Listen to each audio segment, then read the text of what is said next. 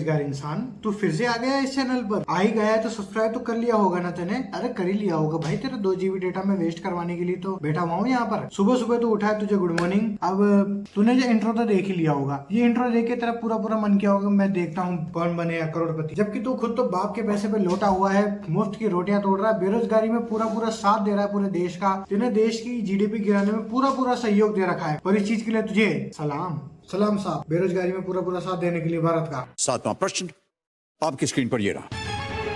ये रिश्ता क्या कहलाता है? मेरी उम्र का हर बच्चा पूछना चाहता है सच में ये रिश्ता क्या कहलाता है। पिछले 15 साल से ये नाटक चल रहा है, 2009 में स्टार्ट हुआ था, शायद 15 साल से ज्यादा हो चुके हैं, पर आज तक किसी को पता नहीं चली ये रिश्ता क्या कहलाता। पहले ये नाटक शुरू हुआ था नायरा की मम्मी कहीं से तो शुरू हुआ था। मैंने देखा है, मेरी मम्मी के साथ रोज देखा है, पर मुझे भी नहीं पता ये कहाँ से शुरुआत हुई थी और कहाँ पे खत्म हुआ, उसका क्या हुआ। तुम भी सोच रहे हो कि ये करोड़पति के बीच में कौन रिश्ता क्या कहलाता है, ये क्या सवाल आया। तो आज हम पूरी मन में इच्छा लेके बैठे हैं और लगातार हम इस पे 4-5 वीडियो बनाएंगे, पूरी सीरीज, पूरा का पूरा जितने भी अंड भंड नाटक है ना, पुराने लेजेंडरी नाटक, इन सब की ऐसी तैसी करने में नहीं, इन सब ने करी ऐसी तैसी देश की, तो इन सब की ऐसी तैसी करने के, बेरोजगारों को और ज्यादा बेरोजगार बनाने में, हमारे घर की आंटियों का एंटरटेनमेंट करवाने में इन्होंने पूरा पूरा सहयोग दिया है। तो आज हम इन पर रिएक्शन करेंगे, इनकी बेइज्जती करेंगे, जो इन्होंने बिना सर पैर की बातें करी है उन बातों को। अगर कोई लड़की बोलेगी मुझे चांद सितारे चाहिए तो ये चांद सितारे भी ले आते हैं। ये लोग स्कूटर पे बैठकर चांद पे चले जाते हैं। ये रिश्ता क्या कहलाता? भाई ये चीज नोट कर लेना, सब लोग लिख के रख लेना, ये रिश्ता क्या कहलाता है। ये सवाल इस बार नीट के पेपर में आएगा, आ गया होगा, शायद आज ही तो नीट का पेपर है। और मैं पूरी गारंटी के साथ ये बात बोल सकता हूँ कि जेई के अंदर भी ये क्वेश्चन आएगा, यूपीएससी में भी ये क्वेश्चन आएगा। नोट करके रख लो मेरी बात को, ये क्वेश्चन जरूर आएगा। और नहीं आया ना तो इन टीवी सीरियल्स वालों की टीवी बंद करवा, नहीं फायदा क्या है फिर इनको देखने का, अगर ये क्वेश्चन आएंगे ही नहीं तो। आ भी जाए भाई, ये टीवी सीरियल वगैरह मत देखा करो। इन सबका घुमा फिरा के एक ही मोटिव होता है, हमारी घर की आंटियों को पागल बनाना, देश की GDP को बेरोजगार बनाना, घर की आंटियों के दिमाग में कचरा डालना, घर के अंदर बंटवारे करवाने, दुनिया भर की फालतू फंड की बकवास करवाना। और सबसे बेस्ट ये वैसी वाली चीज है जैसे कि I love you as a friend, मैं तुम्हें सिर्फ दोस्त मानती हूँ, और अगर हम रिलेशनशिप में जाते हैं तो दोस्ती बिगड़ जाएगी, समझे। ऐसा ही होता है टीवी सीरियल, ये भी आपकी जिंदगी में घोलता रहता है जहर सॉफ्टली, धीरे धीरे आपको दिमाग में आता है और आपका दिमाग हैंग कर देता है। वैसे तो सबसे ज्यादा टीवी सीरियल बनाने का ठेका एकता कपूर ने ले रखा है, और लड़कों को पागल बनाने का ठेका उन्होंने ALT, कोई सा बालाजी का ऐप है भगवान के नाम पे बकचोदी, तो वहां पर इन लोगों ने, हाँ, एकता कपूर ने ठेका ले रखा है सबकी जिंदगी झंड करने का, उनकी जिंदगी में L लगाने का, उनको C बनाने का, और आंटियों का दिमाग खराब करने का ठेका किसने ले रखा है? एकता कपूर ने। और लड़कों की जिंदगी बर्बाद करने का ठेका भी एकता कपूर ने ले रखा है। पर आज हम उनकी बात नहीं करेंगे, आज हम बात करेंगे सीरियल्स की दुनिया की, दूसरी दुनिया की बात। तुम्हें भी समझ में नहीं आना, मुझे भी नहीं आया। पागल बनने का इनका सिर्फ काम नहीं होता, ये पागल बने हुए हैं, लोग इन्हें पागल बनाए जा रहे हैं। इनको तो कल को अगर पोटी दिखाई जाए गोबर की, पोटी दिखाई जाए गधे की, और एक तरफ रखी जाए गाय की, ये दोनों को सिमिलर बता देंगे, ये बोलेंगे कुछ भी हो, गोबर तो गोबर ही है ना, टट्टी तो टट्टी ही है ना। ये बिल्कुल टीवी सीरियल की दुनिया में भी सेम ही चीज है, इनमें और टीवी सीरियल्स में यही अंतर होता है। गू गू होता है, गोबर गोबर होता है, टट्टी टट्टी होती है। और देश के सबसे अमीर आदमी मुकेश अंबानी जी अपनी छत पर बैठ के रोज भजन कीर्तन करने की कोशिश करते हैं, और ये स्टार प्लस की फैमिली सब मिलके साथ में मुजरा करने की कोशिश करते हैं, बस जैसे कि अपने आप में इतना बड़ा अमीर का 14 बनने की कोशिश करते हैं, जबकि सबसे बड़ा अमीर तो सुबह सुबह घंटी बजा रहा है, और ये 3-4 नमूने मिलकर सारे मिलकर मुजरा कर रहे हैं। इतनी अमीरी है इनके पास, फिर भी मुजरा ही करना है। जब मुजरा करना ही है तो ढंग से करो ना। इतना ढंग से मुजरा कर रहे फिर ये कमाई करते क्या है, इनके बिजनेस क्या है?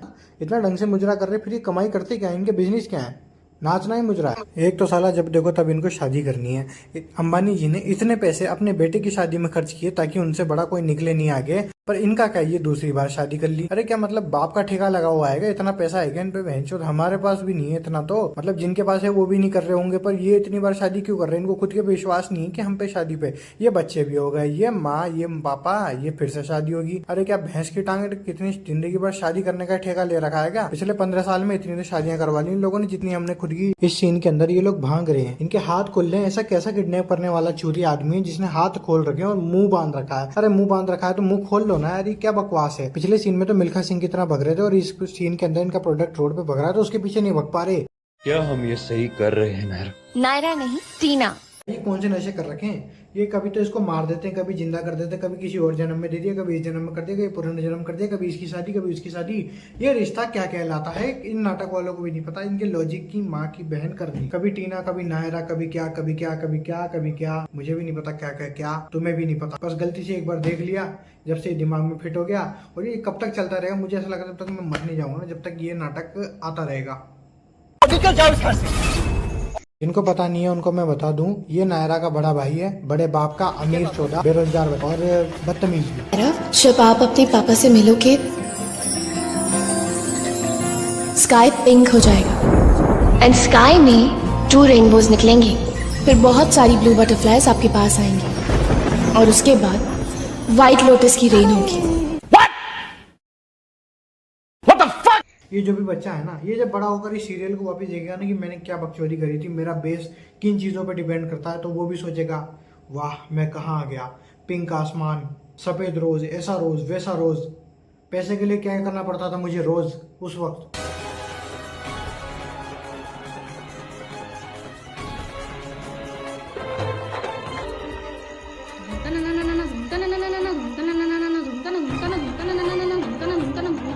भाई उस टाइम पे ना कंप्यूटर वगैरह के अंदर ना वायरस वगैरह ज़्यादा आते थे, क्योंकि विंडो 10 नहीं थी ना। तो क्या बोलते हैं, उस टाइम पे वायरस ऐसे निकाले जाते थे। This is the main reason why should be require साबुन डिश वॉश।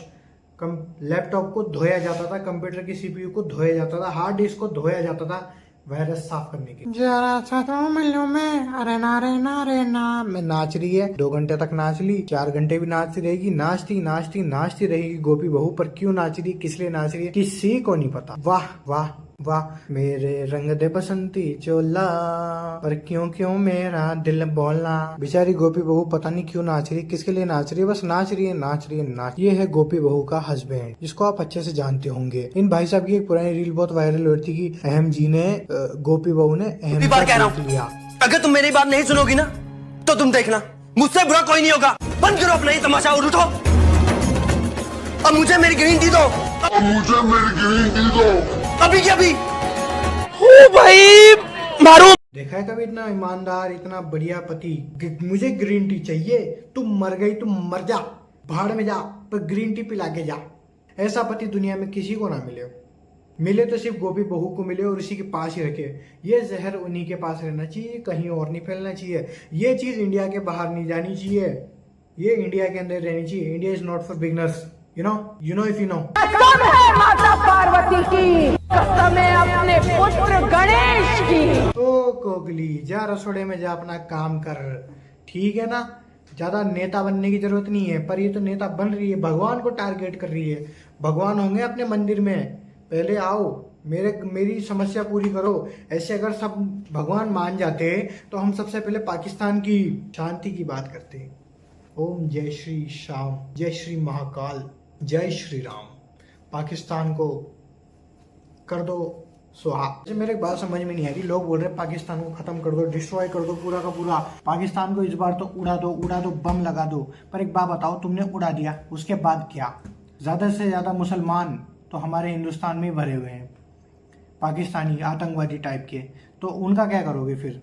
और जिस तरीके की हमारे देश की GDP गिरती जा रही है ना, अगर हम लड़ाई में आ गए ना, लड़ाई करने के लिए, तो भाई देश और ज़्यादा गरीब हो जाएगा, भिखमंगा हो जाएगा। क्योंकि जो पैसा देश को आगे बढ़ाने में लगाने वाला था वो तो वॉर में चला जाएगा। इतनी सी कॉमन सेंस नहीं है क्या तुमको? और मोदी जी ने, मैं मोदी जी का फुल सपोर्ट करता हूँ भैया, देश के लिए जो सही होगा वो सही होगा। मैं अंधभक्त टाइप नहीं हूँ थोड़ा, मैं हर चीज़ को सही नज़र से देखता हूँ।